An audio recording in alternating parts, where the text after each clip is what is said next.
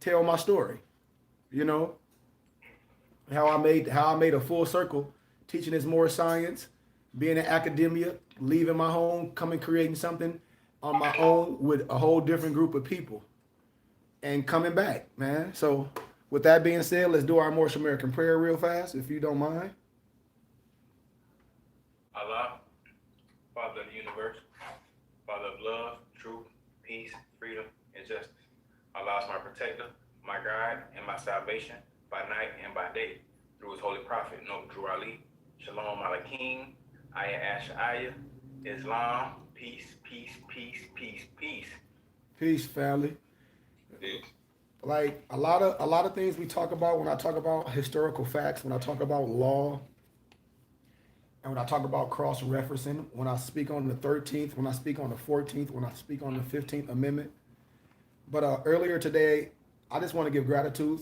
So the Moors that's dealing with me, that's getting their books and things, because we provide a platform for Moors that you would be paying a lot of dollars for books from Amazon. And we providing these outlets, our own outlets for our own brothers and sisters. Not say, oh, I'm connected to Amazon and you can buy Amazon, you can order from Amazon through me. No, we have our own books and our own books that we convert to PDF and you can get for donations. That's a fraction of the dollar that you would pay for Amazon. So I want to give gratitude for all the college students that deal with me, for all the Moors that get their books and research for me. I want to give gratitude because that's what it's all about.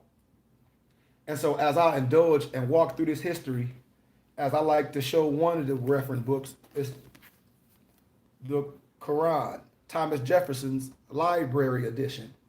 When I speak on things, when I tell Moors, when they always talk about something hidden, nothing is hidden. Nothing in life is hidden. This is history. So when I speak on history, history go with law. And you should understand what I'm speaking on. One of the books I don't have with me on hand because I don't want to dig is America in Black and White. I think Barclay have that book and I think Malik have that book. But I'm gonna be touching on some of those subjects. And as I'm speaking, I don't know if Barclay at home he can show the picture of the book. But I'm gonna Yeah, be I'm gonna go get it. Just 1 second. I'm not at home, but I actually took it with me on the trip. So Islam, Noble. That's why I told you we be synchronized. We be synchronized. And when we go live, brothers that's not members and students, those that never gave a donation but log on, please put it on your heart to give a small donation to Cash App $ KG Bay. There's nothing wrong with it.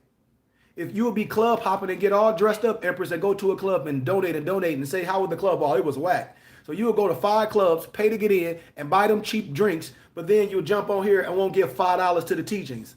That tell me something about Moors, and that's why I start cutting Moors off as we begin to go in private, and as we start illuminate even more. Right now, Empress, we opening the doors. And I know this wisdom is worth something. I don't ask for payment. We ask for a small charitable contribution. So as we speaking and illuminating this science, watch how this stuff synchronized. So when I'm talking about Thomas Jefferson's Quran, that was in the, how can I say it, historical books in the Library of Congress, just like some other books that I'm going to divulge in. But I'm going to give a little highlight of this. Among the 6,500 books sold to Congress by Thomas Jefferson in 1815. So I'll stop right there. It says among the 6,500 books sold to Congress by Thomas Jefferson in 1815 to replace the Congressional Library that had been destroyed when the British burned the Capitol during the War of 1812. Come on, I hope y'all know. That's like in Alexandria when they tried to burn all the libraries. So if it was 6,500 books, who have them? I'm telling you, I have a full library. This was, I keep saying this over and over in academia when I do things. I'm like, man, you're talking to somebody that. So hold that back up, Noble Barclay.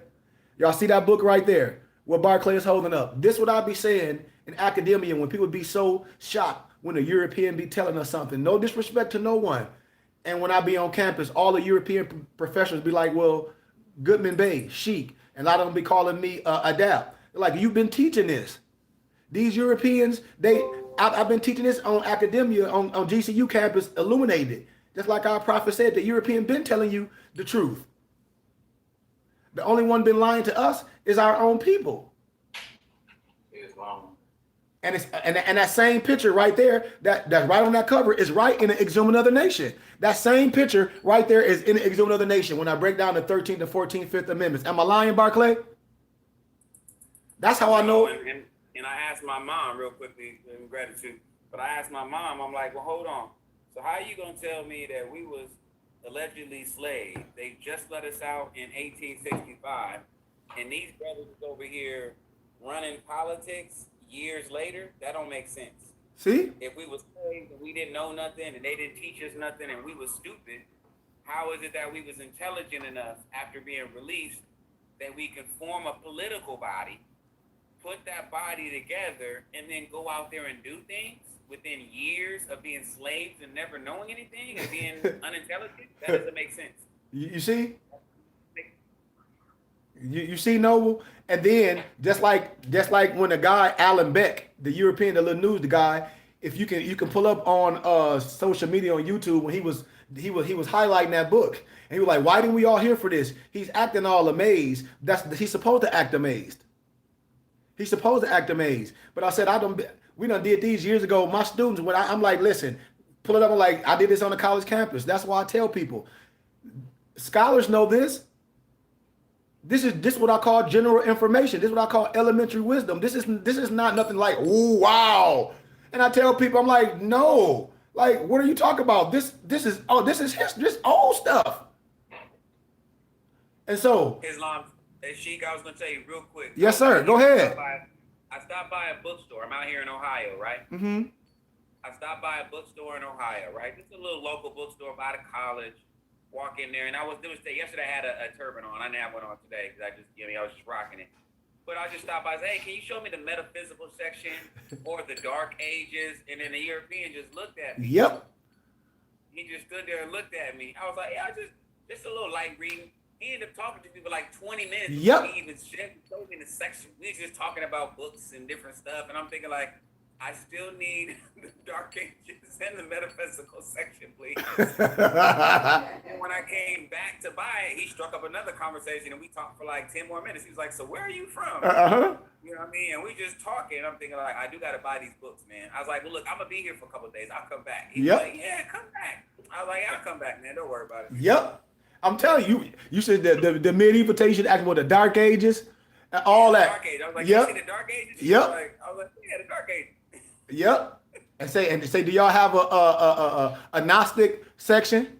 And he would have been like, yep. The esoteric library. He would have been like, yep. He's like, do y'all got an esoteric library? He would have been like, oh shit. He would have been like, yes. I guarantee you. Back tomorrow. I'm gonna ask Watch. that very question tomorrow. Watch actually for the metaphysical and the esoteric and the Gnostic library with all the Gnostic and esoteric books that I guarantee you. He gonna be like, oh, wait a minute. Because a lot of those they be having in private sections, like at the Philosophical Research Society. They got that in a whole different area. When I go back again, I'm gonna show y'all some stuff they don't let me record. But it's a big old area with a Buddha big as hell. When I say damn near big, it's amazing. It's just amazing. And it's a lot of knowledge on there, how the world's set up. And a lot of people don't know what I'll be talking about, but those that's in elite areas, they know exactly where I'm coming from. That's why I don't be molested when I go travel. I go as academic, I go as a scholar, I go as a divine priest, everywhere I go. And that's just what it is, who you are. But among the 6,500 books, they tried to burn them in the British Library during the War of 1812. And a translation of the Quran by George Sales. And Sales' translation included more than 100 pages of notes written from a Christian perspective. I got it.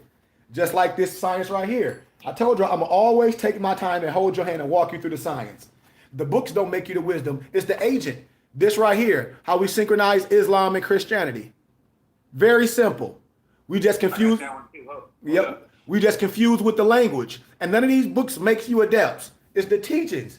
These books is older than me. And we illuminated the teachings. We illuminated all the symbology. We illuminated all the teachings. We illuminated all the cipher, the numbers, the letters, the colors. We illuminated divine pluralism within monotheism, the Christian Trinity, the Islamic monotheism, conflict resolved. We did this work already. So it should be no doubt with all confidence that we operating on truth and science and law. The Circle 7, the result of the successful work with the previous symbol. All here from science. We teachers. Divine pluralism within monotheism, the Christian Trinity, the Islamic monotheism, conflict resolved. It's right here for your face. So who's confused? Listen, for God so beloved the world that he gave his only begotten son, that whosoever believed in him shall not perish, but have everlasting life. That's the Gospel of John 3:16. Here go in your surah 112, 1 through 4. Say he Allah is one. He begats not, nor is he begotten, and there is none like him. The source of the conflict, Moors, lies in the confusion of a microcosmic aspect of the one true reality, the God, the Son, and his most recognized personal manifestation, Jesus. It's too simple. We already done did this cipher. And just say, am I telling the truth or am I saying falsehood? Divine pluralism within monotheism, the Christian Trinity, the Islamic monotheism, conflict resolved. Identity property of addition states that the sum of zero and any number of variable is the number of the variable itself. Islam? Come on, everybody should be saying Islam if we basing something on truth. What I'm saying, 1 + 1 + 1 = 3, right? Right? Islam. So, indicative of the linear finite thinking causes the intellect and the intuition to clash. The divine pluralism within monotheism, the Christian Trinity, Islamic monotheism, conflict resolved.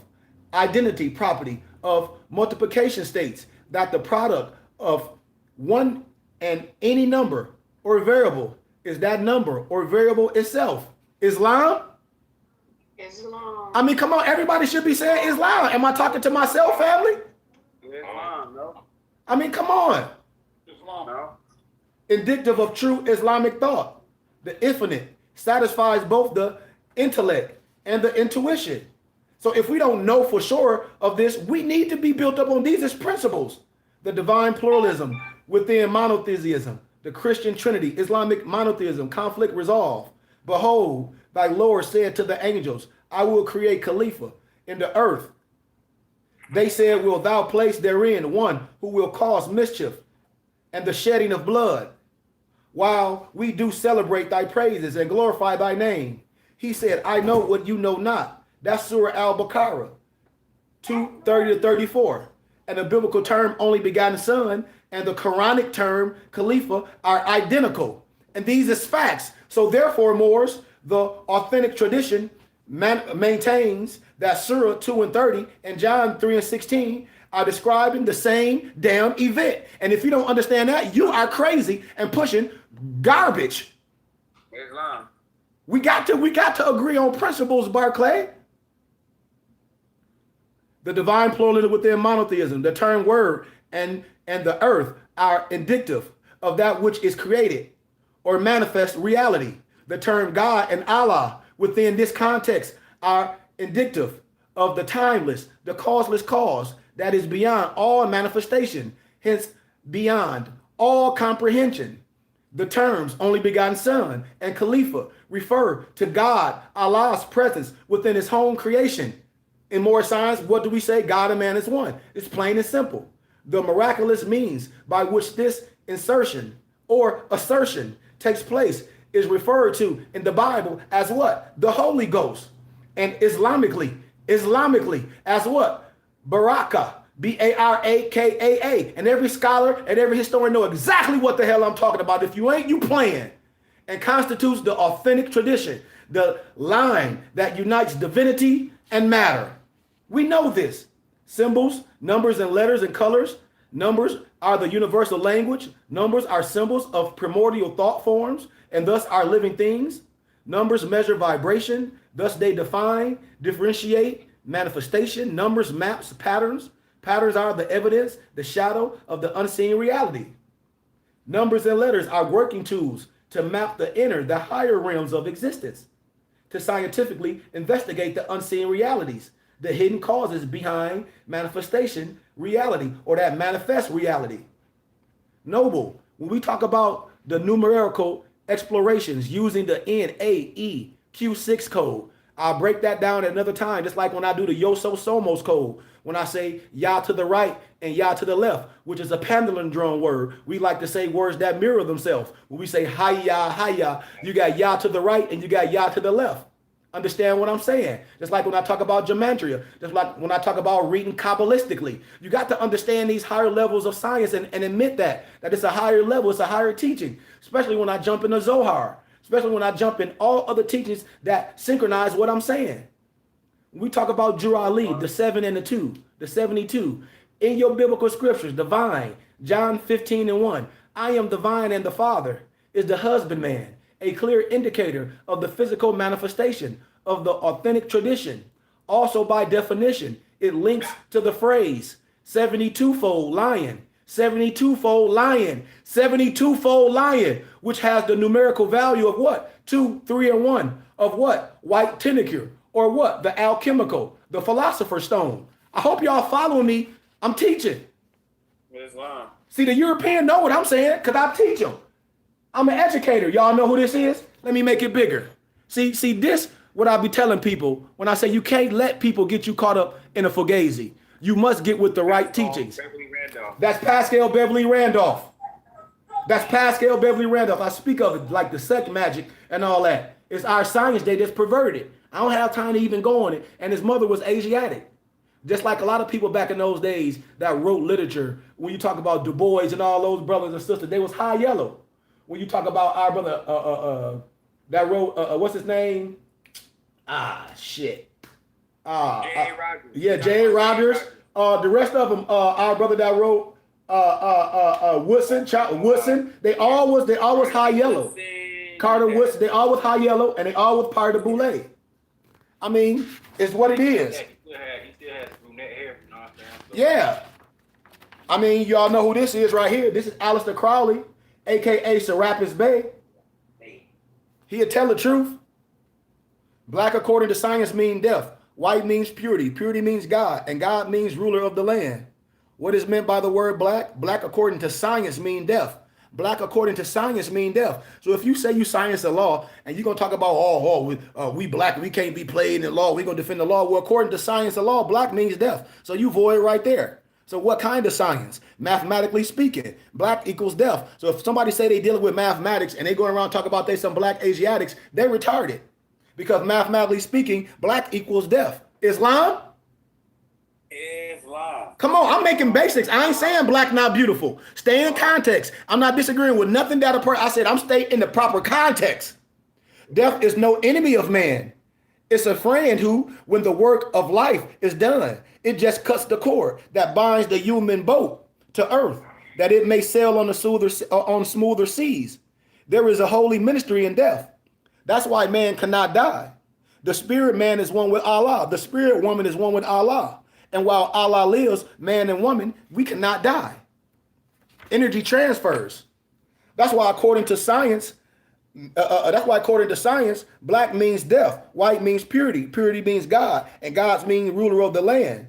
Science nobles the intellectual and practical activity, encompassing the systematic study of the structure and behavior of the physical and the natural world through observation and experiment. Here we go with that SO and an EXO. What's above is below, and what's below is also below.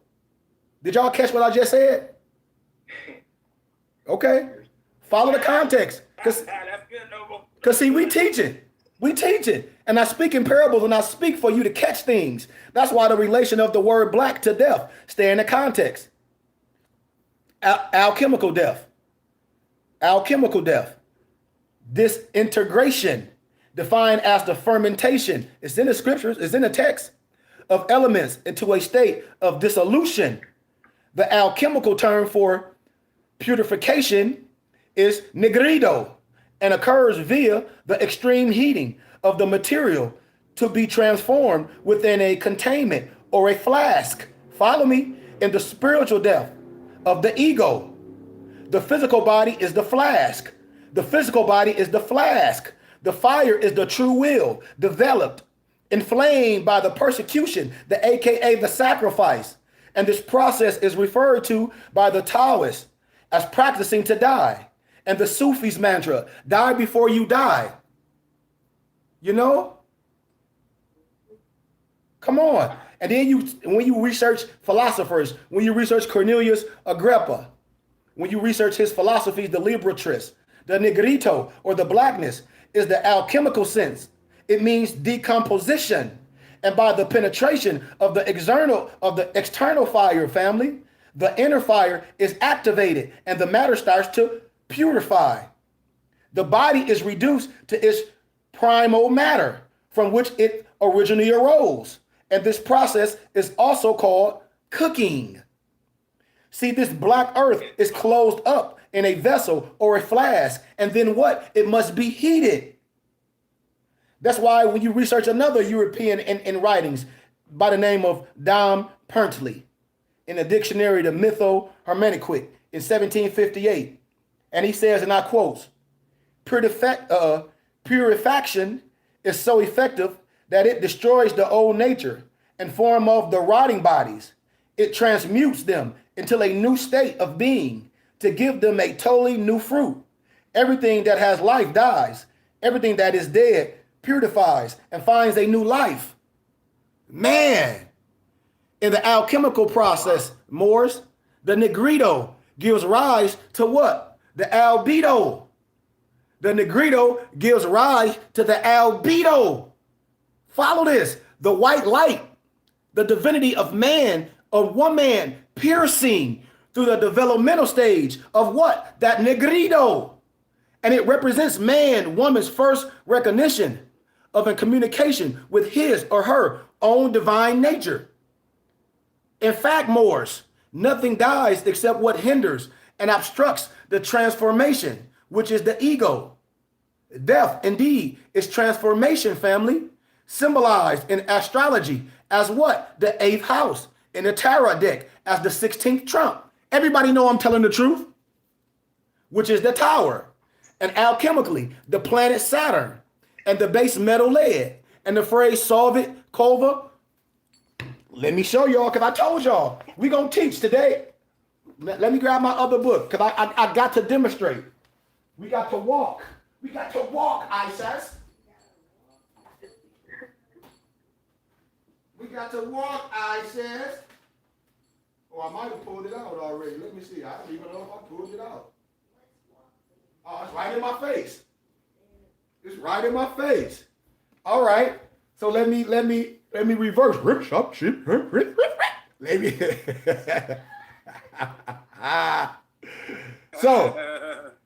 So let me go back to where I was at. Let me see. Blah, blah, blah, blah, blah, blah, blah. It was on page 96. Okay. 97. 97, I think. Okay. Let me just walk back. Boom, boom, boom, boom, boom. Okay. So let me go back. Death indeed is transformation, symbolized in astrology as the 8th house, in the tarot deck as the 16th trump, the tower, alchemically, the planet Saturn, and the base metal lead, the phrase solvit, koga. So right in here, when everybody be thinking it's scary, you see, if I put it close, written on his arm, you see what's written on? Baphomet. But it's written Kabbalistically. It's not the Baphomet. It's Tempo Av's Abba. It's written Kabbalistically. It ain't the Baphomet. It's written Kabbalistically. It's written backwards. Every animal figure ain't nothing but a pious hieroglyph. I promise you this. Every evil figure is nothing but a pious hieroglyph. I promise you. And the Baphomet is written Kabbalistically. It's Temp, Hope, Av, Abba. I'll break it down in my Gnostic teachings. I done did it so many times. It's on my YouTube page, Empress. But right on the so-called Baphomet arm, you got the hand up saying Sov, and you got the hand down saying Kova. Now watch this. We teaching today. I love to teach. Y'all ready? Yes, sir. Okay. Since we teach it, I can't bring a big one out, but I'll bring a small one out. Because I don't want to get a whooping by my Empress. She'll whip my butt, putting out all this stuff. Because y'all, I always wonder, why is a Kabbalistic cross like on Baphomet stuff? Because I have been researching the Lesha banishing ritual, and it was like, oh, that's a cult. But I was like, It can't be because it's a lot of stuff that they do and that I was reading about that I see in Christian churches. Like I was just like, it ain't making sense. I ain't gonna put out my Seaman Freeman L chart. I got to put up, but the C Freeman L chart, when you see the hand up and the down, it's the same thing. It's the same thing, and I break this science down across the spectrum. And so I want to make that clear. When nothing's scary, you got to be able to break it down. You got to look in the stomach in the medical. That's like in the medical field when you see the snake going up the chalice. Yeah. It's nothing scary. It's only scary to a person that's not elite. And then you see all these so-called social media people talk about the Baphomet, the European stuff they take it. No, Alex Crowley and them took the stuff from us. I'll show you old documents with Adam Blavatsky, all the Europeans giving the credit to our prophet. I done this a billion times on college campuses. The prima materia is the pliant substance of verse 38, a literal return to the original state or first matter, so that the eternal fire can penetrate fully and activate the inner fire to bring about the albedo state, the big bang of the Western physics. That's why in chapter 1 of your Moorish Quran, nobles, the prima materia equates to the ethers of the plane of soul. Everybody that study their Quran know this. Most people don't study their Quran, or they don't have the red book. They don't have none of the books that go with the Quran. So you lost, just like people that read the Bible. How you got a story and a complete puzzle and it's 18 missing years. And then it's a whole bunch of other books that's missing. I'll show you. I'm only going to show one book. Or the first matter. So in the chapter 1 of our Quran, it talked about that penetrating fire. The external fire is the seed that came forth from the heart of Allah. So I can grab this book because I know where it's at. It's right. It should be right on top. Let's see if I can. If I can't grab it, I'm not gonna do it because I'm gonna get my butt in trouble. Nope, I'm not gonna pull it out. It's buried too deep. So I just talk about it. It's the Book of Yasher, and the Book of Yasher is one of the books they took out the Bible. And on the back of it, it's talk about. Didn't you read this in the Book of Yasher? And in the Bible, it talks about the Book of Yasher. I think in Joseph, and there's some other books. And I call them prereqs. So I just want to be clear on that. Islam? Islam. And we taking a day off from working out, man, because I know everybody traveling, so you can do your workout on your own. We'll come together Sunday before class. So let's finish. Now I'm going to jump back into the one of Thomas Jefferson's Quran. Because we teaching today. I'm showing you Americana. No way you should be confused. Now watch this as I go back. Sales translation included more than 100 pages of notes written from a Christian perspective, including advice on how Muslims might be converted. These are preserved within the text, with only this introduction being added. There is some debate about whether he purchased his copy of the Quran in law school in order to follow references found in his textbooks, or if he purchased his copy of the Quran later in order to research the faith of the jihadists of his day, the Barbary pirates. Now keep Barbary pirates in your head. Of course, these two uses of the Quran, once Jefferson had the volume within his possession, are not mutually exclusive. He very well may have used his Quran for both purposes. Jefferson's cataloged the books within his library by subject and included the Quran with other legal texts, but he also confronted Islamic extremists. Like we confront Islamic extremists. We ain't no goddamn extremists. And when they talk about Islamism, no, Islamism is God and man is one, not no extremists.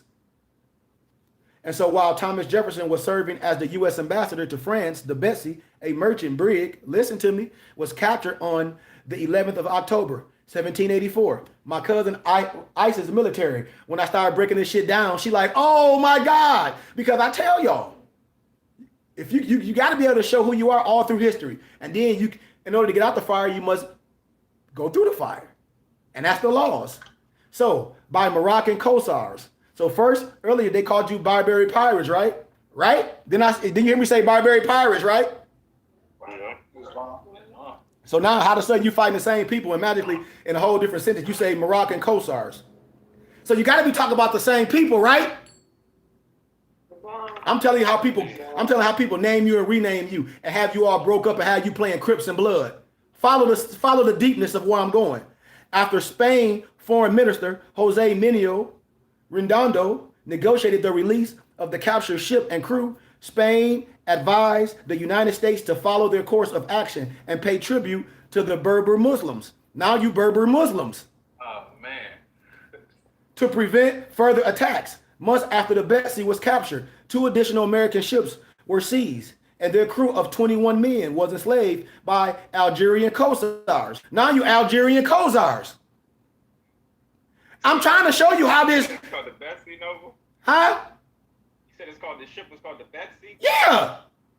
And you know how they be saying heaven's the Betsy. Yes. White people say. Man, I keep telling y'all, man, is we be saying stuff we don't know. Just like when I talk about kumbaya, I break down how to kumbaya the yah. I stand up I broke that down. It's like we just say stuff for no history. And then the schooner Marie, commander by Captain Isaac Stevens, was captured off Cape St. Vincent, Portugal on July 24th. So who you think was evacuated out of Spain? The Moors. We're talking about Moors. Who they expect from, talk about the Jews was expelled from Spain. Who you think they talking about? The black. You damn right. Hey, I got a book I just picked up yesterday on that. I'm gonna show you. Hold on a second. Go ahead, Noble. And I'm gonna finish it with a book, and I'm gonna show y'all. We in class today. Go ahead, Noble. You want me to wait or want me to proceed? Well, as Noble getting his book, but 1785, and a week later on July 30th, 1785, the Dolphin, commanded by Captain Richard O'Brien, was captured off Cadiz, Spain. This time, Spain was unwilling to negotiate on America's behalf. Jefferson in 1786, along with John Adams, the U.S. ambassador to Great Britain, met with Tripoli's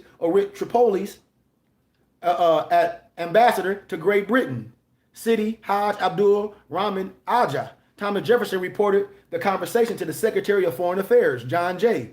We took the liberty to make some inquiries concerning the grounds of their pretensions to make war upon a nation who had done them no injury, and observe that we consider all mankind as our friends. But we know in that Constitution, all men created equal. That wasn't for you. I'll break this down again. Who had done us no wrong, nor had given us any provocation. The ambassador answered us, that is, was founded on the laws of their prophet, that it was written in their Quran, that all nations who should not have acknowledged their authority were sinners, that it was their right and duty to make war upon them wherever they could be found, and to make slaves of all they could take as prisoners, as that every Muslim who should be slain in the battle was sure to go to paradise. Just like when I talk about they were white and they were slaves and white cargo. These are all books that I have in my library that y'all can get. If you don't have them, you need to get them from me. Yes, sir. Yep, Granada 1492. And absolutely. That's an amazing book. Yep. Do you have that PDF? You get that PDF? Yep, I got Constantinople. See that a lot of stuff. I was just talking about Constantinople and about the deed to verses. A lot of stuff that it show you. I'm about to highlight it, and that's funny. I told y'all me and my note will be on a lot of the same wavelengths because a lot of stuff they break down, and I'm gonna show you in one book. What's the name of that book again, Barclay? Maya. All in our. This one's called Maya, the riddle and rediscovery of a lost civilization. And now, what's an argument of a nation? What's an argument of the nation? What is it? I mean, come on. This for all these liars, Barclay, that I'll be like, listen, it's right in our argument of the nation. The Maya people is right. I mean, it's in there. They don't study. It's right. I talk about it all day, don't I? How many times I don't talk about this over and over and over? It's right in our exhumed of the nation. Right in here. Yeah. So, as we continue to teach this world history, Thomas Jefferson decided to send representatives to Morocco and Algeria to try to negotiate. But I thought we wasn't it to try to negotiate treaties and to secure the freedom of the captured sailors. Each of the four Berber Muslim states demanded 60,000. The envoys, however, were only given a budget of 40,000 diplomatic negotiations to reach an amount for tribute or for the ransom of the captured sailors. Bogged down. The crews of Maria and Dolphin remained in captivity for over a decade and were soon joined by other captured crews. Letters and testimonies by captured sailors described their captivity as slavery. Most captives were forced into hard labor in the service of the Barbary pirates and live in extreme harsh conditions.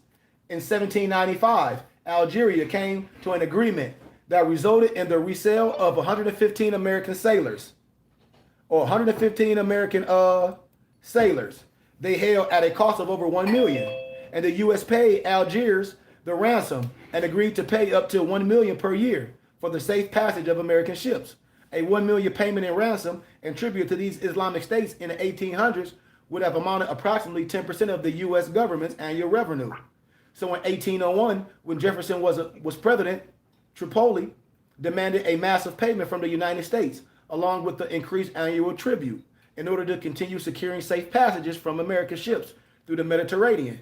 Jefferson refused the demands, and instead of sending more money, he sent the naval warships carrying the newly created U.S. Marine Corps. And this is where the line to the shores of Tripoli in the Marine Corps hymn comes from. Did y'all hear what I just said? Yeah. Okay. From the shores of the sun. Come on. Come on. And so we going across history. Oh, what's this right here? What does this say? Thomas Jefferson's Quran. Here you go another one. Thomas Jefferson's Quran. I ain't even got to get all into it. Jefferson Quran? Yeah. I got all these for y'all. I told you we got a full library. I ain't ready yet. So let me give a little heading in it. Again, Denise Spellberg, European, a scholar. That's why I said a lot of my lectures when I did on the college campus, when I was doing my dissertation, I met a lot of authors. I met Spencer Dew, the European that wrote the Alades. I met Peter Moon. I met a lot of people. A lot of people are lower level Masons. They have to identify themselves to me. A lot of their pictures are in a Philosophical Research Society in a lower level department. I'm just telling them what it is. So let me get to a page on here, and then we'll keep teaching history to show you we are a rich culture. You must know language. So listen to this. One rainy April morning in 2011, I requested Thomas Jefferson's Quran from the Rare Book Room. Oh, snap. So where's the Rare Book Room at? Say where. Say where the Rare Book Room at, y'all. Where the Rare Book Room? What? Somebody already said it. It's what?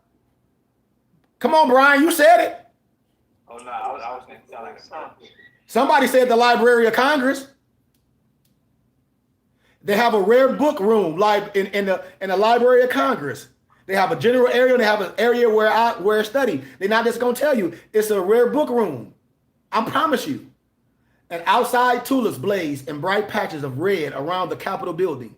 The flowers reminded me of their origins. The origins mean where they come from. In the Ottoman Empire. The Sultan had first sent them as a diplomatic gifts to the European rulers in the 16th century. And by the mid-17th, the trade of the bulbs of the plants had reached a frenzied pitch in the Netherlands. Jefferson would add them to his garden at Monticello in 1806. And so it was that through contact with Muslims long ago, this stunning flower had eventually reached North America, where it now reigns as a sign of spring. I ain't even got to go no deeper. Islam? Come on, man. Islam. Okay, I'm finna get right back here in the real Indian, aka Blackamoor. I'm about to show you something. When I told y'all, one of the Masonic secrets is we taught everybody. A European didn't know where they was going. They couldn't travel. They didn't know nothing. So when you saw the Moor, a lot of people be trying to say those slaves, no, they was the ones that led. And the European was able to take a picture and everything. Just like when we talk about Henry Ford. Henry Ford wrote about the international Jew.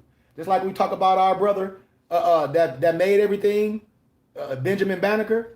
I mean, all those things the Europeans stole and put their name on it. So let me show you something real fast. And we're going to keep going. We teaching. And if Moors don't have this document is so important. This document is so important. That's the Indian is the AK in the Blackamoor, right? Absolutely. If y'all don't have it, you need to get it from me. A $10 donation. You see right here, you got so-called Elijah Muhammad, Elijah Poole with the feds on. They gave out ID cards. They be lying. And then this was passed out when people be like, it's a secret, which I say is nothing a secret with me. All the Nation of Islam Muslims knew this because it was written and sent to all students in the ministry of Islam in the wilderness of North America by Elijah Muhammad, servant of Allah. It was first issued 4/2/1936. And then it was reissued 1/18/1963. So let me show y'all something. Let me show you a picture. Actually, can you get my phone charger, please? If I can, it's over there. My phone is going dead. If you don't mind, sis. So, y'all see this picture right here, Nobles? It's in the book. Watch this. Watch this, Barclay. Y'all see this? Mm-hmm. Y'all see the Moor in the background? People try to say that's a slave. That ain't no damn slave. Right. Hold on. Watch this. Let me plug this up. Plug that up on the cover. Watch this, y'all. History always reveals itself. It's gonna go right across the board. Look at the Moor in the background with his turban, with his feather on it. That's a free man. That ain't no. And then you got to look how young they are. That's why I told you we was always smarter than them, older than them. This is what we did at a young age. When I talk about Angelo Solomon, the first Moorish Mason, he was teaching all the Europeans everything. Taught Mozart, all of them. So when you're looking at this, bam. Look, y'all see who in the background? Same picture. Look who in the background. This is the same picture. You see the Moor in the background? Yeah. I mean, it's the same picture, so I don't know what people be talking about. Oh, that ain't real. Yes, the fuck it is. Excuse my candor. I don't know what you talking about. It's right there. And they'll tell you, them Europeans was not smart. That's the same pose. It's the same shit. It's the same thing. His knee is right. It's the same exact everything, just painted. This one is like they're showing the colors. The European always dress like you. That's why the copied you. In Russia, you see them with the hats on, depicting the hair. The copied you. Just like I showed the letter that all the Europeans was inaugurated by us Moors. I showed the document, right? The Whigham Party. Y'all got the documents. Yeah. We got the documents. So it ain't nothing we got to be mad about. And just like here, right here, the unsettling truths. The European wrote it. See, it's the same thing, Barclay, when it got everything in here. The unsettling truth. All y'all got to do is research it and get it. What I'll be taught, let me give a little highlight of something. I don't want to stay too deep in it. But I just want to give you a little highlight when it says we can fact check all the history because the history is universal. So let me give a little bit on what is the doctrine of discovery. How did a flawed assumption about the place of the indigenous population in U.S. society become normative? Now, these are not Asiatics. You see who the authors of these books are. Just like who the author of the Black Athena, just like the Lewis and Clark. They be telling you. Just like the author of Sign the Symbol of the Primordial Man, Albert Churchwell. He be telling the truth. How did a dysfunctional idea and worldview form that allows for the displacement of native bodies? One of the explanations for the formation of this dysfunctional worldview is the doctrine of discovery. The doctrine of discovery is a set of legal principles that govern the European colonizing powers, particularly regarding the administration of indigenous land. It is the primary legal precedent that still controls native affairs and rights, and international law formulated in the 15th and 16th centuries. From a theological perspective, the legal and political role of the doctrine of discovery is rooted in a dysfunctional theological imagination that shaped the European colonial settler worldview. So when I get with the doctrine emerged from a series of 15th century papal bulls, which are official decrees by the Pope that carry the full weight of his ecclesiastical office. On June 18, 1452, Pope Nicholas V issued the papal bull, the Dum Diversas, which initiated the first set of documents that will compose the doctrine of discovery. And the official decree of the Pope granted permission to King Alfonso V of Portugal to invade, search out, to capture, to vanquish, and subdue all Saracens. You know what Saracens were? Do y'all know what that is? Huh? Sacrilege? No, Saracens or Saracens. Saracens. I'm sorry, I'm looking at two words at the same time. Do y'all know what Saracens are? I think that was they were trying to say that. You damn right, nobles. People that wasn't going to be following what they was Us, Muslims. And then they try to say pagans, whatsoever, and other enemies of Christ, whosoever place in the kingdoms, the dukedom, the principalities, dominions, possessions, and all movable and immovable goods whatsoever held and possessed by them, and to reduce their persons to perpetual slavery. Emphasis, ours, and to apply and appropriate to himself and his successors the kingdoms, the dukedom, the counties, principalities, dominions, possessions, and goods, and to convert them to his and their use and profit. So when I speak on the diversus, the DUMDIVERSAS, see, a lot of Moors don't even know what I'm talking about, and they call themselves scholars. The verses, the Intricatera. Come on, Noble. There's 3 of them that were issued. Yeah. Absolutely. And it will identify the Saccharins or the Sassarins or the Saccharins, a common term for Muslims at that time, and pagans, essentially identifying any non-Christian or other. And those who could be targeted for perpetual, that's right, sons of Sarah, that's right. That's right. But also in the scripture, when they talk about Sarah, depending on the context, it's talking about that wisdom. Because everything that dealt with wisdom was dealing with that female perspective. Understand that as well. It's duality in everything. And the papal bull initially used language that identified those outside the European Christian world and enforced the Western theological imagination of non-Europeans and others. The Portuguese took the ecclesiastical statements to heart and perpetuated the slave trade from Africa continent to the European and the American continents. Just like other books, when I talk about the slave trips, the slave ships from Judah, and I talk about Judah was named 3 names, Abir, Benin, some other names during that time we just didn't know. I got the literature. It's in the Negro Question. I think that was volume 1 or 2. I got the series. The European, they always going to agree with what I'm saying because it's science. And the so-called pagan African body was just another commodity. And so in January of 1454 Moors, Pope Nicholas V offered the what? Another one, like Barclay was saying, the Bull Raminus, the Pontifex, the Pontifex, also directed towards the Kingdom of Portugal, written as a logical sequel to Dum Diversus. The Raminus Pontifex allowed the European Catholic nations to expand their dominion over discovered land. Possession of non-Christian lands would be justified along with the enslavement of native non-Christian pagans in Africa and the New World. The church believed that Alfonso justly and lawfully has acquired and possessed, and doth possesses the lands, the islands, the harbors, etc. And the church claimed that what benefited the European colonial powers would benefit the church. See, we can go deep with it. And the papal bull asserted that the noble personage of Henry, uncle to King Alfonso of Portugal, Prince Henry, would be one of the progenitors and propagators of the African slave trade, which means the daddy. The Pope would again assert the specious spiritual rationale that Henry would bring into the bosom or the bosom of his faith, bringing that Christian ideology. And one of the immediate consequences of the doctrine of discovery Moors was the furtherance and the promoting and the establishment of the African slave trade by Prince Henry, the very person verified by the Pope as an agent of God. Everybody know what I'm saying is truth. Everybody, I'm giving us a little walk through history. That's why the doctrine of discovery and the discovery of the Americas. On May 4th, 1493, the year of so-called Columbus sailed on the ocean blue, Pope Alexander issued the papal bull Intricatera, addressed to our very dear son in Christ.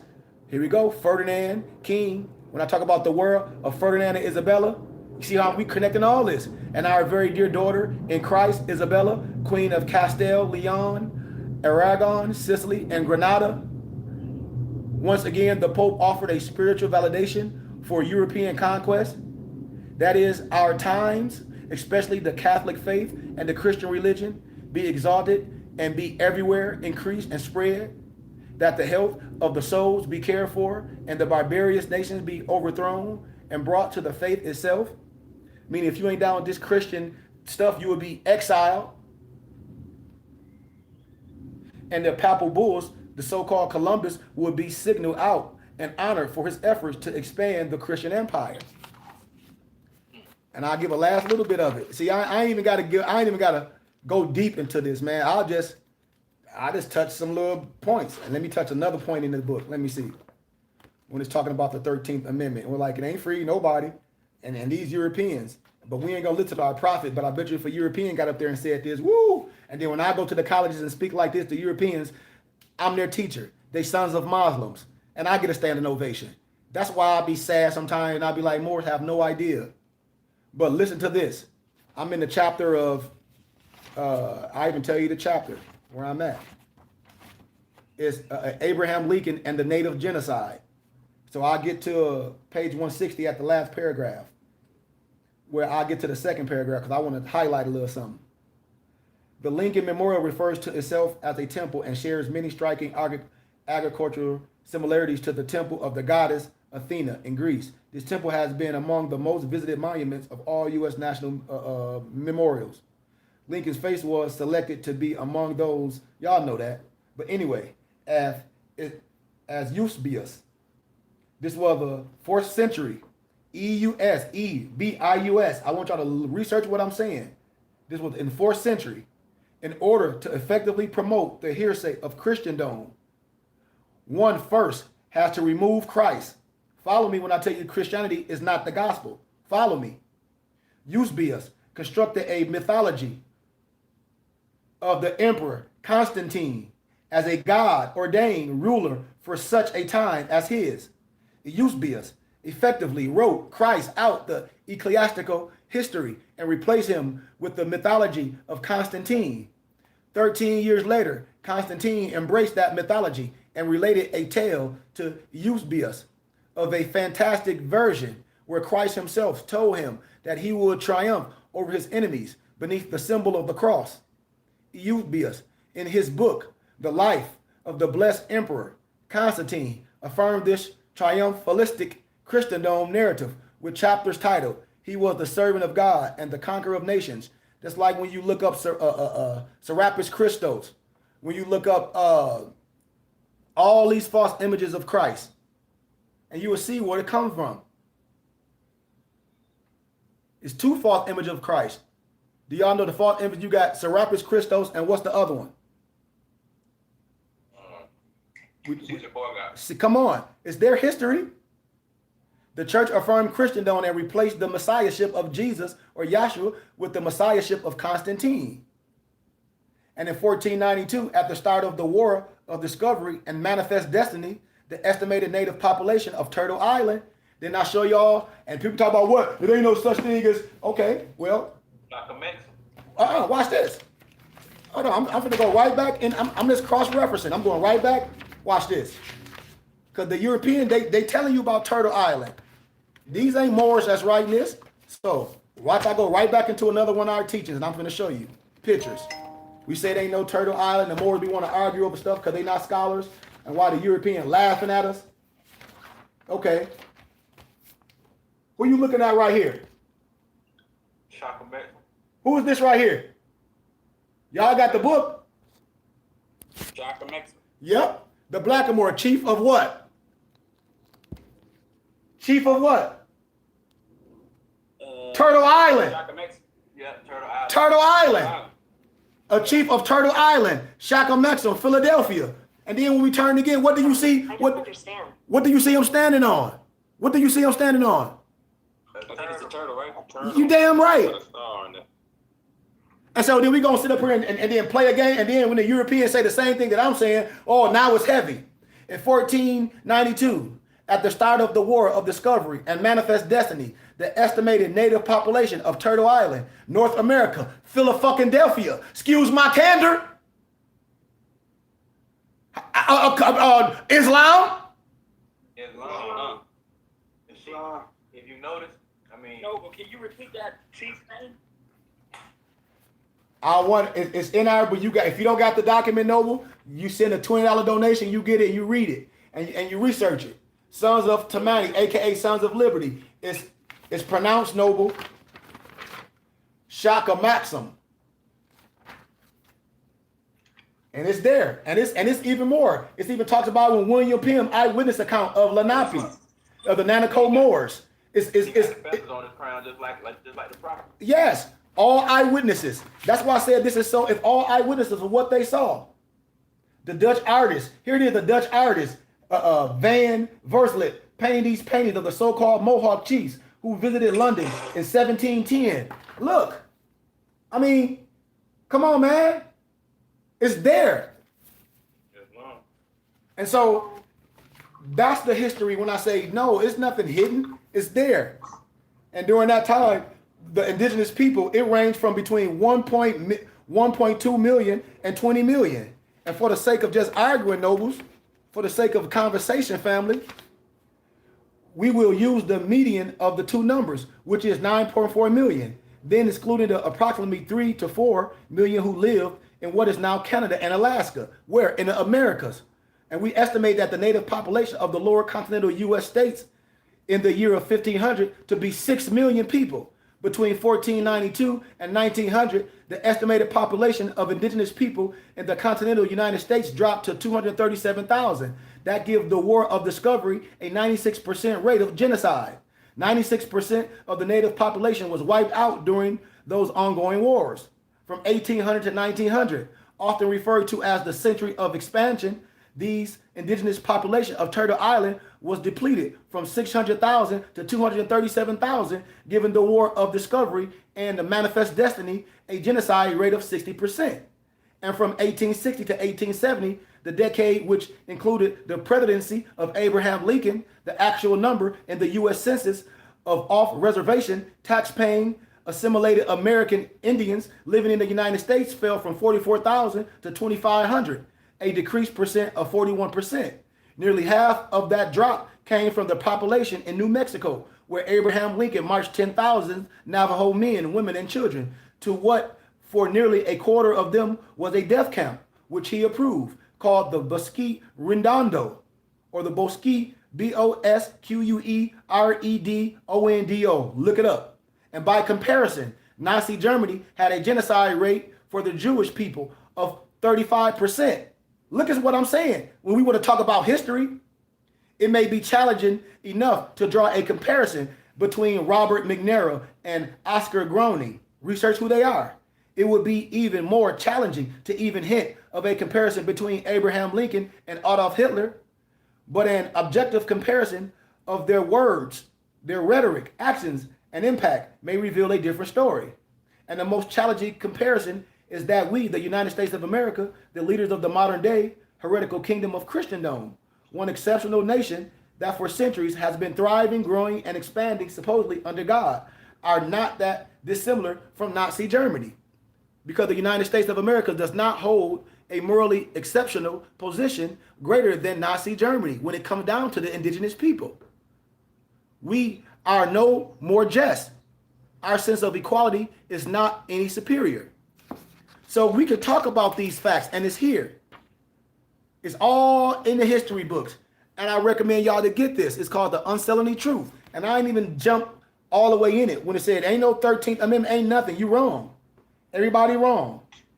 And they agree with exactly what I'm saying. Any questions?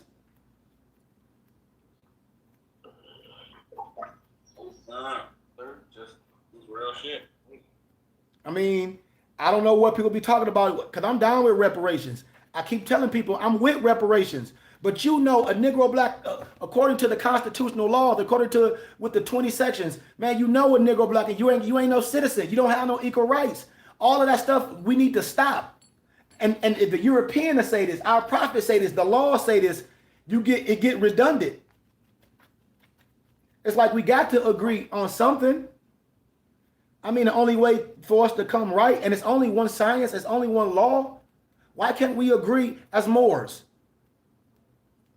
Any questions, man? Like I said, I'm done. I just want to, and I ain't even divulge all the way in history and got all the way matter-factual. Because Noble Barclay got a book, America in Black and White, that just you can just start kissing the damn science and start laughing.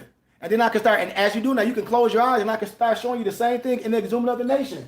I mean, look, man, right on that introduction, Nobles. This is why I say science and law is powerful. And it goes across the boards.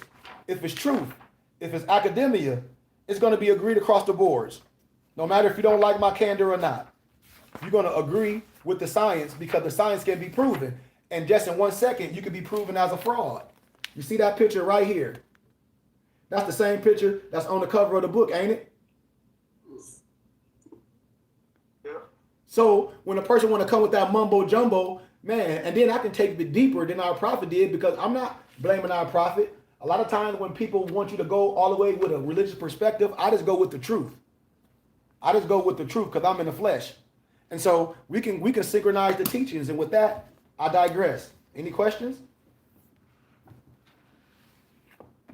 Well, I just want to say that it seemed like they was kind of like ushering each other, like through time, like through, you know what I'm saying, like rituals, like through the pen and stuff like that, just like pretty much like writing themselves into history and like making it seem as if it lines up with their, you know what I'm saying? It do lines up with their narrative, Solomon. It do, because it was just a brother here and brother there, red and blue, fighting against each other to keep slavery. That's why I'm saying the history part. When we started researching and you started studying the teaching that we have, it was just two brothers fighting over slaves, and they gave you the right to vote, for you can vote them in office. When I talk about Nobles, I gave y'all, what was the Wilmington, the white man constitution? Do y'all got that? The Wilmington Constitution. I think I gave y'all that document where they came with their whole bylaw. They're like, oh, we finna, hey, this is for white people. We got to get you niggas out of office. This for us. They made their whole fucking constitution. Research it. I ain't say it was right, but it was legal at one point. Research what I'm saying.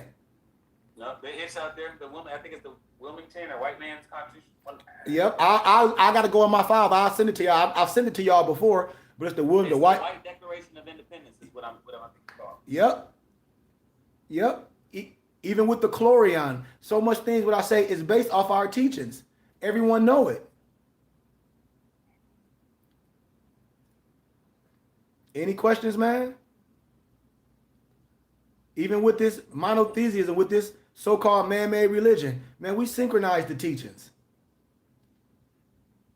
We must synchronize the teachings and bring it all in full house and take this to where it need to be taken, because more science is for the family, and it's nothing criminal about this science. More science is older than me, you, our prophet, Noble Drew Ali. Our prophet is the first one to bring it. And then, Nobles, I want to open up the floor for y'all can respond to my question. If our prophet went back in history and brought things out like our flag and all that, and this stuff was wrapped up in law and in law, the only way we're going to be back who we are is through the laws. If all these Moors talking about they reading black laws and all this stuff historic and all these books I'm bringing with laws, the only way we're going to be able to be who we are is not us by making videos. It's by us doing this collectively. And it's by the right ones to take this to a world stage. And that's my mission, y'all. And I don't want to say too much about it, but that's my mission, my next phase with this movement and with us. Like, I'm from Flint, Michigan. I'm in Arizona. I'm getting ready to go back and do some real things. This Moors movement is going to be on the whole stage. Y'all going to see me at the city hall, shaking the mayor's hand, showing them that this Moorish American Day, pulling out the documents that they got on their fucking shelves. I tell any Moors, if you want to know some truth, go right to your city hall and ask them what did they call Negro, blacks, and colored before the Civil War. They'll gladly tell you more. It's in the fucking clock. It's in the clock of destiny. It's right in there. It's right in there, and I done it already. If that's not true, how the hell we have Moorish American Week starting January 8th to the 12th or the 15th? And I showing all those states, the mayors with the seal. It's done. And so if that's the case, if you a sheik and you so big, you should be able to go to your city officials and do the same damn thing. Can I read a quote? Yes, sir. Here's a quote from two quotes from Aleister Crowley. The first one says, "What I am out to complain of is what I seriously believe to be an organized conspiracy of the Black Lodges to prevent people from thinking." And that's what Sheik always said. You know what I mean, right? It's our own people. Yep. It's our own people standing in the way. And then lastly, he says, "We should found society upon a caste of men of earth, sons of the soil. The worst thing they can do is what is done in America, meaning right here, to disenchant the man of earth with his destiny, to fill him with the facts and fancies that enthrall entitled and degenerated idealists and unfit him for his evident purpose, And that unfit of him. supplying society with supermen." Noble. So what? He said unfit him from what? Noble, say that again. Unfit him from what? Purpose. His purpose. From his purpose. And to make what? To make what type of men? Superman. Now, who wrote about From Man to Superman? Superman. Come on, man.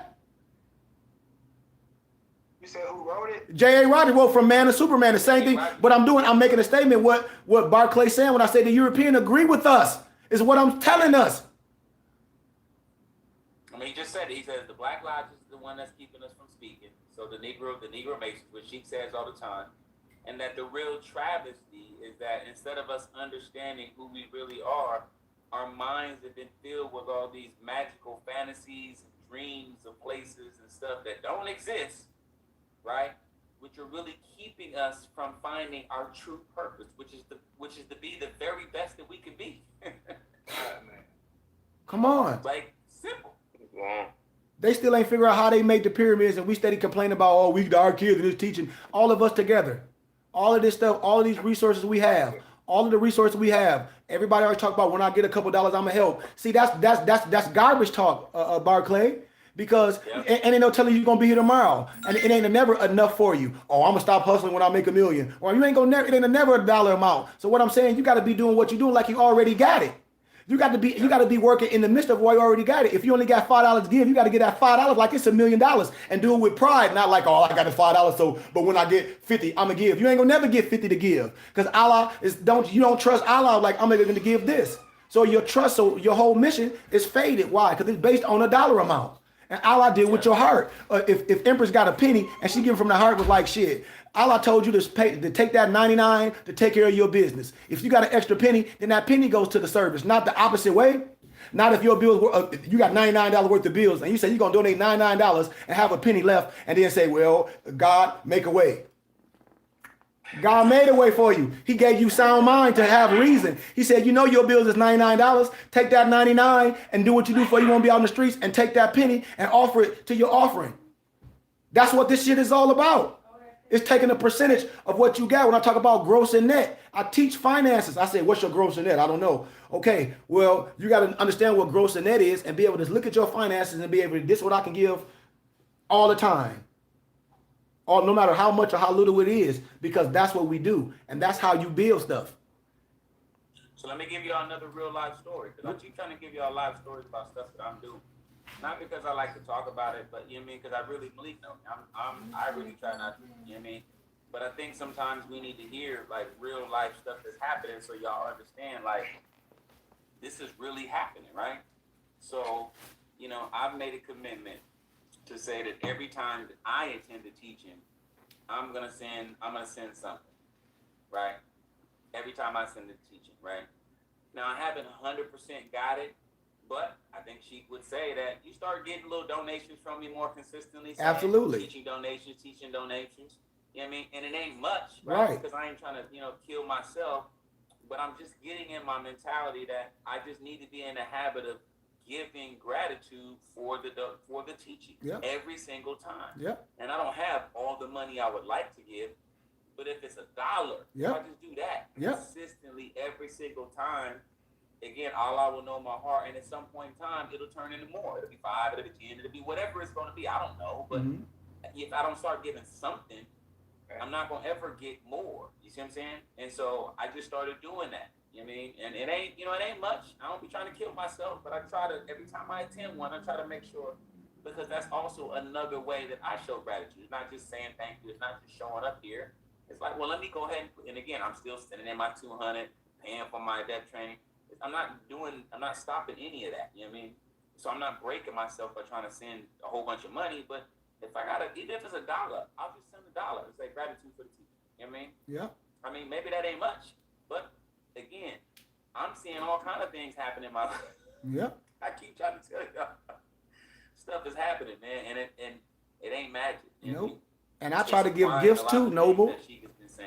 Yeah, I try to give gifts too. Like I try to tell people, don't look at it like you paying me, because no one's paying me. We are organization. There are donations. You get a taxes and receipt for everything. You get something for everything that you give money for. You say you a member. This is what the members consist of, and we break it down on smaller levels for those that don't have finances on that level. But for me, Just like even when I was going through my training, and even now with elders, I still send money to certain people for the gratitude, for the teachers, for them introducing things to me and them paying for me to fly when I'm going all over. I still send love tokens. Why? And I'm not rich neither. I spread my money a lot of ways. I help a lot of single moms. I'm from Flint, Michigan. I still got a lot going on in my city. I own property in my city. I send kids to school and basketball camps. So what I'm saying is, yes, it makes a difference, all that small stuff. What if we had 1 million people giving $1? In 1 year, that's $1 million. That's $1 million. And that's what people don't understand. It's like, well, I ain't gonna give them, my dollar don't matter. It do. It do. And if you're getting something for what you're giving, it shouldn't matter.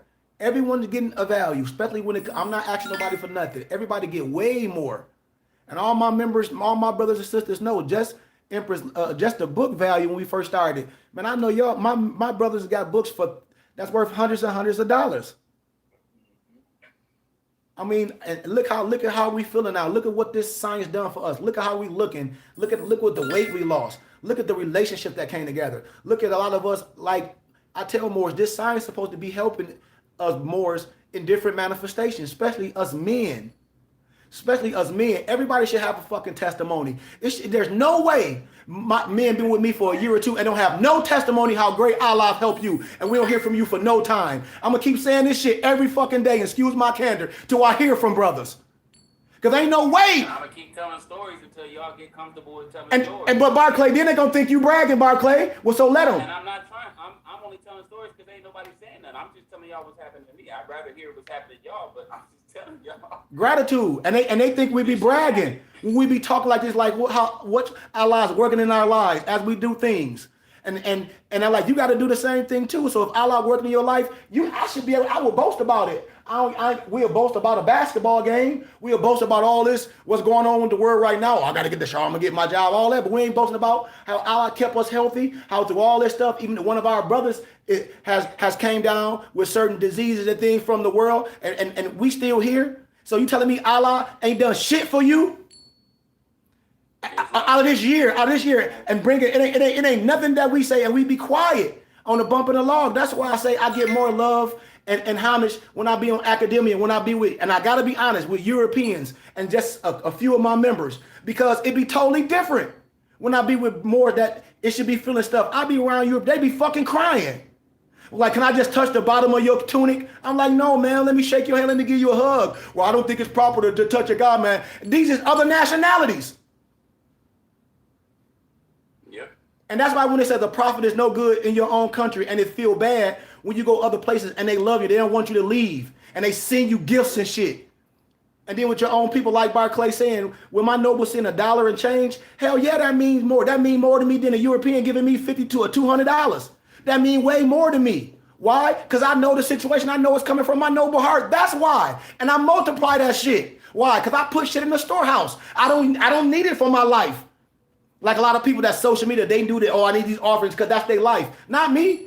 Everything I tell people what I do. I tell people I'm transparent. The donations that come in, I say 50% is this, 50% go to there. At the end of the year, we have the money to do whatever the hell we want to do, what we said, don't we? Yeah.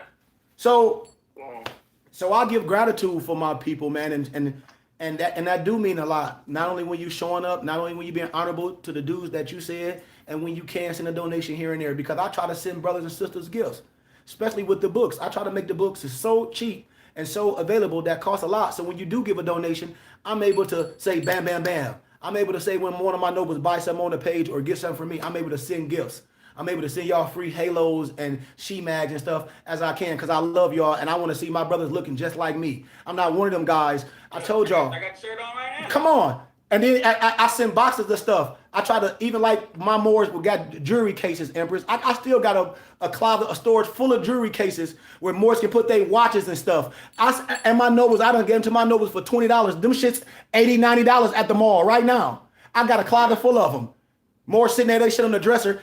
I got containers that I tell Moors you can get these for $20, $30, but we got all our stuff all over the place. I got suits and shit.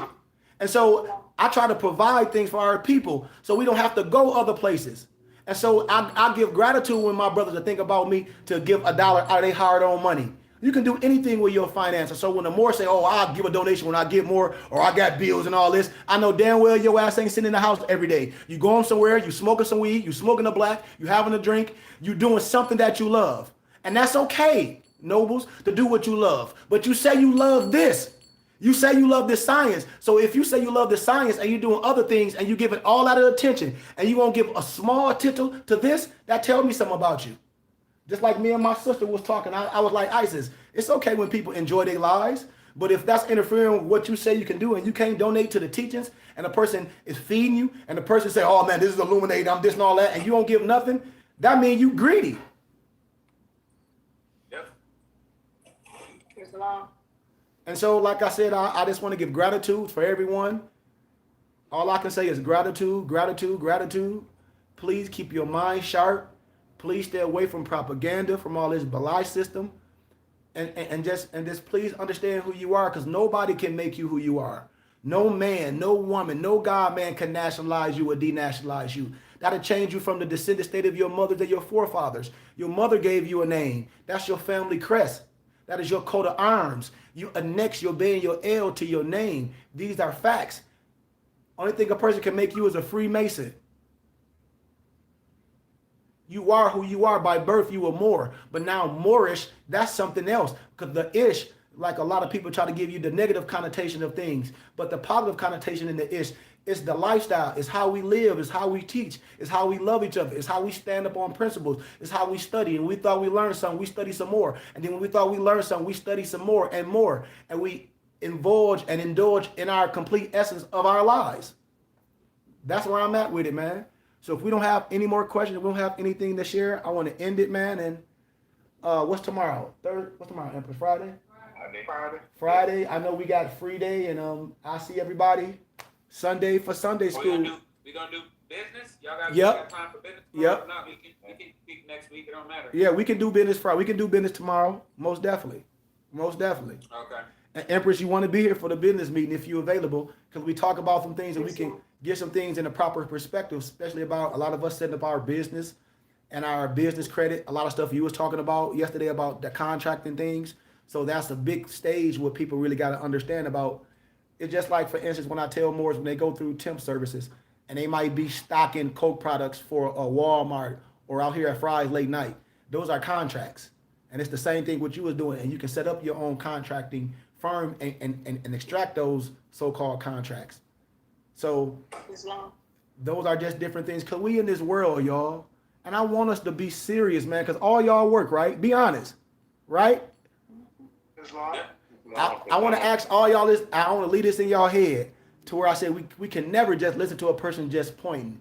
So if all of y'all working right now and you listen to some more talking all this so-called vaccine, all this stuff going on, whatever, and a person tell you quit your job, do all that. Are you just gonna quit your job and your job tell you that, and this is how you take care of your family and you the breadwinner? And the person just tell you to go quit your job and you ain't in no situation to not only pay all your bills, not only to take care of your wife and take care of your family, you would be in a poorhouse. Tell me I'm lying.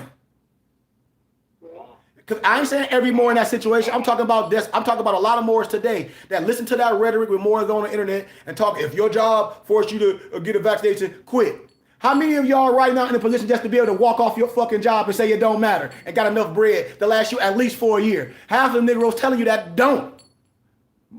They don't. So one, I won't listen to nobody telling me that. I will listen to something real. I damn sure would never tell you to quit your job. I'll tell you to let them fire you first. Why the hell would you quit something? Why would you quit anything? So the one, that's the wrong advice telling you to quit. You let them fire you. It's when you get unemployment. Yes, and it's a lawsuit. But you quit, you voluntarily quit. And so it's so much stuff that people be just off emotions and this, not and the other. Okay, well, you gonna tell that to them bus drivers? I forget at the store. I'm in at the door. I forget those ones in that state where the board of education and everything told them that if they don't get the vaccine, that they fired, and a lot of those people walked off their job. What's that, baby? Part of that order for Barclay. Oh, that's it too, right there. Okay. But yeah, it's like, come on, man. Right, y'all? So I just want us to understand that and don't be stupid. Ask the right questions. We're doing some things right now with our tribe where we'll be okay with that. But I want us to have this dialogue. I tell people, don't quit. Do the right precaution. If they want to check you, let them check you. But what y'all have right now, what y'all have as members of a religious and scientific organization, you saying your religious rights, y'all have the information. But I'm telling people, they said, forget all that right now. This is why I like to ask people real questions. If they said, forget it right now, Solomon, and I hate to put you on the spot. Because I'm going to ask everybody.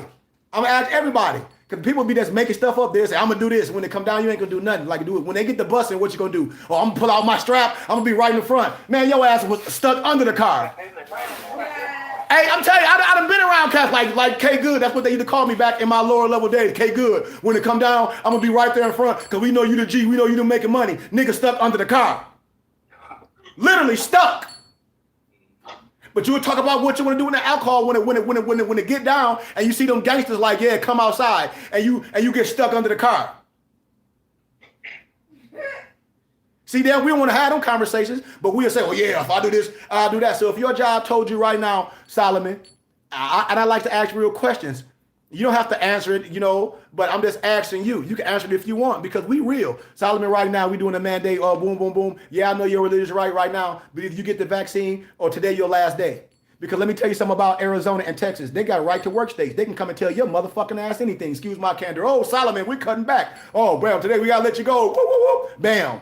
You done. Right. And so if they came to you and said, Solomon, you got to get the vaccine or are you done? Some people will be like, fuck. And you know and I know, be like, man, I'm going to get the vaccine. I just get people to think. So let me think another reason why people be saying, oh, I ain't going to do this and that. I ain't on nobody's side on that because I know what I'm going to do, period. I take care of my immune system. But here it is, people put so much trash in their system. They talk about what they ain't gonna do. Here it is, you got women with fake booties, fake titties, all this stuff, and you worried about something this. You eating all this poison, McDonald's, all these cheeseburgers, all this drinking this dairy. You worry. You talk about a shot. You talk about all this stuff, and you killing your fucking self every day with the base. With just waking up in the morning, your ass killing yourself when you eat an ugly ass breakfast. When you eat them cereal with all that arsenic and all that poison, when you smoking them nasty ass cigarettes with that fucking rat poison on it, when you smoking them goofy ass Black and Milds with that filter in it, and that shit killing your fucking lungs, when you drinking all that milk and you don't know why your nostrils all plugged up and why your ass snoring at night, and then you slim but your stomach big as fuck, and you don't know all that infection in your stomach, and you breathing like this, and your ankles all fat, and you got raccoon eyes, all that shit. And so if your job is going to tell you right now, Maso, you can't drive these cars today, you go get this shot, and you say, shit, I'm a Moor, I ain't getting the shot. Are you in a situation to say that shit and can pay your bills and live for a whole fucking year? Most of the people cannot. Your ass will be going right back to the state asking for some section or some help, asking for assistance for homes. Y'all know I'm telling the truth. And most of them Negroes is already on aid. Yeah. Long. So that's all I'm saying, man. As Moors, we do things right, and I'm not nobody God to tell them what to do. I give you sound reason as an American. How many of y'all got the flu shot? Watch this. Damn near probably all y'all. Before. I'm saying before. I ain't saying everybody. I'm saying before. Have you got the flu shot before? By response, just saying Islam. Islam. Ain't nobody else never got the flu shot. Up until I was 18 years, since I was an adult. Okay, but see, I talk about how people just be quiet, Barclay, and won't say shit. And say, how many adults, Barclay explain, how many adults past 18 got a motherfucking flu shot? Right now, I'm going to respond to Islam. Huh? Nobody? Islam. Nobody ain't got it. Islam. Okay, Islam. That's great, but I bet you, and that's why I said it's somebody, and I bet you if I get people documents, doctor reports, motherfucker will be lying through their teeth. Because the person will look in your face and lie and stay in love, you get their fucking records. Just like when I be talking about Free Information Act, doc number, and precedent law cases. A person will sit in your face and tell you a lie, and I say, are you sure? I'll give your lying ass a chance to say something, and I'll bring the doc number and the precedent law case, and you are lying right in front of my fucking face. And that's one thing I don't like about people. They'll sit up and lie about in front of your face, and when you get the proof, they'll still try to lie. Instead of being honest, like our prophet said, well, when I didn't know, I did that, but now I know I'll never do that again. And that's all we got to say. Nope, I ain't never did it. Nope. Knowing the motherfucker, excuse my candor, got the damn flu shot a year or two ago. Knowing they did. Knowing they did because they job mandated it. Knowing they did. And they went when they got their kid the flu shot, they got that motherfucker. But we be lying. And that's one thing we do as adults. We lie too fucking much. For real though, Empress, and that's the thing I can't like. I'd rather be real with a person. They be like, you know what, I don't know, and yes, I want to correct myself like how you do. But it irks me when a person would sit up and lie in your face and keep going and going and going, and know you already know they fucking lying. I just let you bury and be like, man, you know you a liar. You done lied about everything to me. You lied about this, how you know? Then I put in the facts. Okay, I was just playing. Now you playing. Now you playing. So I just deal with facts. I don't have a dog in this race. I know what I'm gonna do. I know what my family do. Can't nobody force me to do nothing. My immune system is right. But if I was working, I would administer them checking me every day or every week. I would fall under captive of that. Why not? You can every day I come to work before I come in. Yep, you can put the thing in my temperature on me, make sure I'm cool. Yes, you can. I don't have no problem with that. But I ain't taking no shot. I ain't taking nothing. I don't know what's in it. You don't know. And then I tell everybody, before you even get a shot, do you go and get a medical examination? No, you don't even go and get a medical examination. You're supposed to go get a medical examination. So if anything happened to you under the shot, you can say, before you got this shot, I was cool. A lot of people getting a shot and they being impotent. They damn ding thing won't get hard. What? Empress said, I think your cookbook will keep us here at least another 100 years. This is what one of the nobles on my YouTube said. I think your cookbook will keep us here for another 100 years. And I'm saying, it's like, man, I'm not here I just here to make us think and start thinking, to be like, have these real questions, have this real dialogue. This real dialogue. The Mormon, the damn Amish, they don't worry about none of that government shit because they ain't in cahoots with them. They say, I'm not even playing your game, so it don't even concern me. We up here making videos about this and that and the other and all that. It's like, that don't concern them. Never did. And so I just want us to be clear and think about it. Y'all that's working, keep your immune system up. Please try to stay off them damn pops right now. I'm being honest. Try to stay off them fucking pops. Try to stay off all that sweet shit. Try to stay off all them damn so-called smoothie drinks, them naked drinks with all that goddamn lactose syrup in it. If you want that shit, I'll show y'all how to make that shit. A lot of things you got to start doing on your own. I'm telling you, got to start working out and sweating. You must get that right sleep. 8 hours of sleep is important. The proper water intake, all this stuff when a person think it's just one. I ain't just saying one thing when a person asks me, what's the magical pill? I don't have one. I'm talking about all this and eating right, working out, studying right, keeping your mind sharp, putting the right things in you. This is what you must do right now to survive. Right? What we're doing right now, eating to live. This is what we're supposed to do and keeping our mind sharp and staying together. It's always going to be a storm. Some people die, some people stay alive. Most people that get certain viruses and things are just like when people get the so-called HIV or the AIDS virus and things, they die from other things, right? Because their immune systems, their helper T cells are depleted. So a lot of us, when you get sick and when you have virus, your helper T cells are depleted. And so the helper T cells is what help you fight off disease. What disease? Any fucking common cold. If your helper T cells are real down low, you can die from a common fucking cold. And so I want to be clear with these when we talk about upper respiratory disease and all the stuff what's happening right now. Brothers got asthma. It's very important to pay attention to your body. That's why right now you must be in tune with your body. You must be in tune with your blood type. You must be in tune with how you feel. I tell Morris this all day. And so with that, I got to get off because I'll be going all day long. Y'all know I'm long-winded. And you know this, man. The other time we'll be working out. I know, but my Empress on now. I gotta take this hat off, and I gotta become Big Daddy. It's long, y'all. Bye. Hey, when I do our Morris American prayer, Empress, don't leave us yet, Empress. Don't leave us. No, that's all right. Hey, my Empress. Hey, look. Hey, Empress. My Empress. She like, whoa. She be cutting dust. She be like, hey, she be out of here. Like. Allah, Father of the universe, Father of love, truth, peace, freedom, and justice.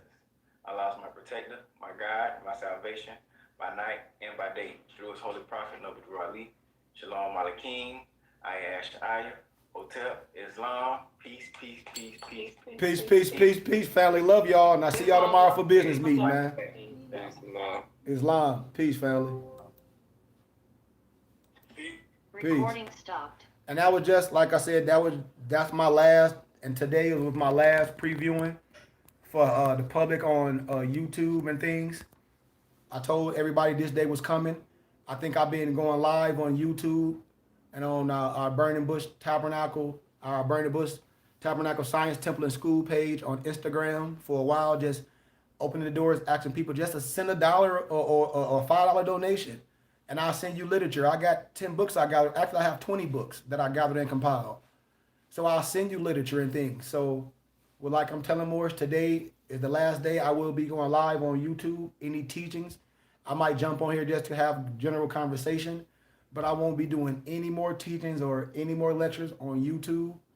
If any more want to inquire about our Temple and School, our Temple and School webpage is bbtsciencetemple.com. Once again, it's bbtsciencetemple.com. That's our Temple and School webpage. Our business page is morrishaberdasher.com. Morris, HABERDASHER.com. And you can get all your Moorish American regalia and much, much more on my bbtsciencetemple.com page. We have books on there that you can get for donations.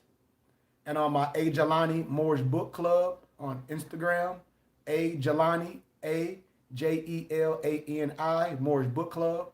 On my Instagram page, I have a plethora of books on there that you can get for donations. And I have the process of when you donate to Cash App, $KG Bay, you send an email to my email and you get your books promptly. And you can compare them books to the prices that they'll sell you on Amazon. And you can have them books downloaded on your tablet, or you can go to Office Max and Staples. They'll print them and bind them for you for a small fee. But if you want me to print them and bind them for you, I must charge a small fee because I do it on my machine and it costs to run my machine. And so with that being said, man, I love all you Moors. Like I said, today was my last YouTube speaking, so I want to give gratitude for everyone that was, being attentive to the teachings. Moors, I'm on Instagram at Ibna Hakeem El Bey, IBNA Hakeem El Bey. I'm also the Moorish_haberdasher on Instagram, Moorish_haberdasher. I'm also on Instagram, I am the Moorish Trainer on Instagram. We also have my business page on Instagram. It's Moorish Haberdasher. I also have my A. Jelani Moorish Book Club on Instagram. So all those, if you want to get in contact with me, those are my social media platforms on Instagram. Once again, our Temple and School page is bbtsciencetemple.com. That's our Temple and School webpage. So once again, man, gratitude. If you want literature, inbox me. I can get you all type of books, anything you need. You don't have to waste your money on Amazon. You can donate to a Moorish movement. Once again, I love y'all and peace.